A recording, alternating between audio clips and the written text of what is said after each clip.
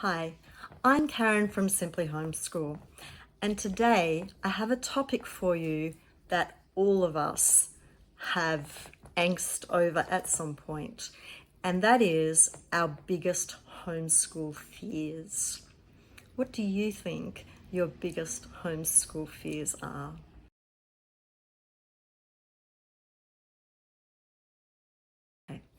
One of the first ones that a lot of people say is, I'm not a qualified teacher. Now, this also comes into, I'm not very good at maths, or I don't know how to write well, or like whatever it is. This is your fear of your own academic and professional inadequacy to teach your kids.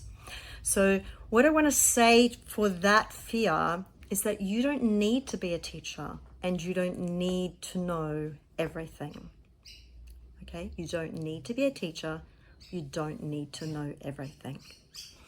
The reason is what you need is love for your child and a curiosity, a love for learning, being motivated to learn yourself and to walk with your child as they learn things, to create an environment of curiosity.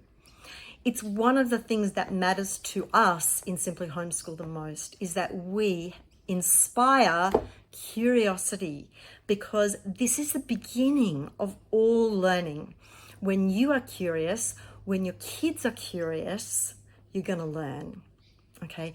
And our core programs are based on that. We have amazing cores and amazing resources to help build that curiosity.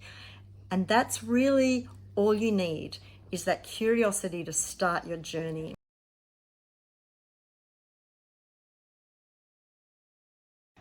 The second one is the one that people throw at you in the supermarket when you're there at 11 o'clock in the morning, collecting groceries, ready to cook lunch together. And somebody says to you, aren't your kids at school today? Or says to them, aren't you at school today? And they say, we homeschool. And then they look at you and go, well, what about socialization? Apart from saying, well, they're having a conversation with you, that sounds like really good socialization to me. It's important to be able to talk to your own fears about this socialization issue, because it's a big one for lots of people when they start homeschool. And I want to say to this fear, homeschoolers live in the real world. When your kids are hanging out with other kids that your families connect with, when you're playing sports, when you go to church, when you go to family activities, when you go to homeschool meetups, when you do different classes, when you go to the supermarket or the doctors or the plumber comes to your house, these are all opportunities for socialization. And it's much higher quality socialization because it's not in a fake environment, like a restricted environment. It's in the real world. It's how we really connect to people. If you work from home, your kids hear your socialization skills as you connect with people in your work. Even if you have headphones on and they only hear one side of the conversation, you are modeling to them how to talk with other people and how to connect with other people. They learn their best socialization skills in the context of the real world with people who have good social skills.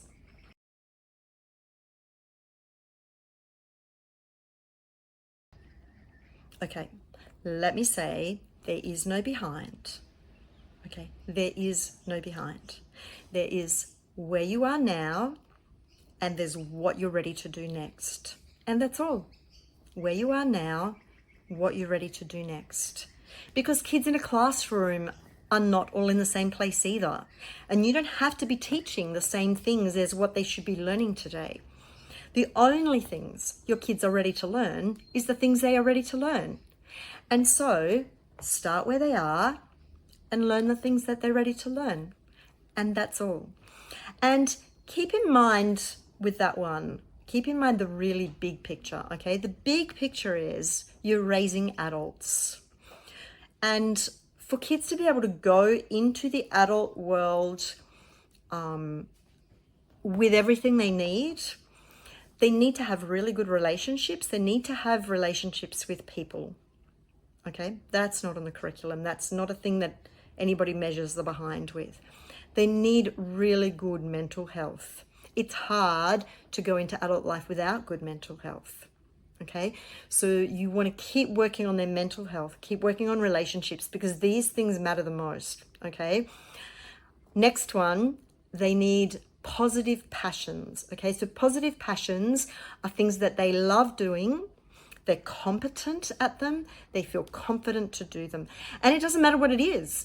It can be drawing, it can be fishing, it can be cooking, it can be talking to people.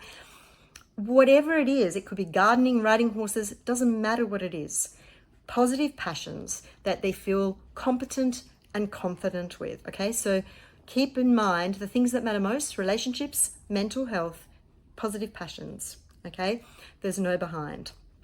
The academic stuff doesn't really matter much. Okay.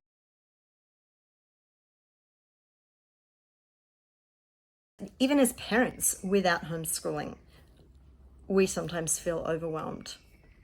That's the way life is. And so when you feel overwhelmed, slow down a little, take one day at a time. You know your child best, you know your family. Take a break when you need to. Kids learn in so many different ways. And the reality is, now I'm not encouraging this, okay? But the reality is, even if you have a shocking year and feel like you did nothing this year, I have said this, your kids will have still learnt lots. Now, I'm not saying that to encourage you to do that, okay? But some years are like that, especially if you have somebody with a chronic illness and you move house and then there's floods, and these are things that real life throws at us sometimes. We need to be able to take a break and look after our family, look after ourselves, and we need to be able to feed people, wash clothes, etc. Sometimes there's not a lot of space for structured school. That's life sometimes. So when you feel overwhelmed, take a break, recover, do what you need to get back on deck again.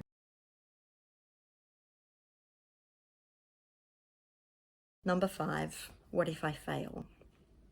And again, I have to say, you will. I will. All of us will fail at all sorts of different little things. Okay? That's life. None of us get everything right. We will fail at bits and pieces. Okay, but that doesn't mean that we've failed our kids, because we will all succeed too. We will all have parts of our parenting and our homeschool journey that we do an amazing job, better than we ever thought we could. There will be things at the end that are intentional or unintentional that we see in our adult kids' lives, and we think, wow, how did they get that? How did they do that? How did they grow that and learn that? But that's part of what they have grown and learnt in your homeschool journey. So when you get it wrong, get up, apologize, and try again. Keep learning and growing.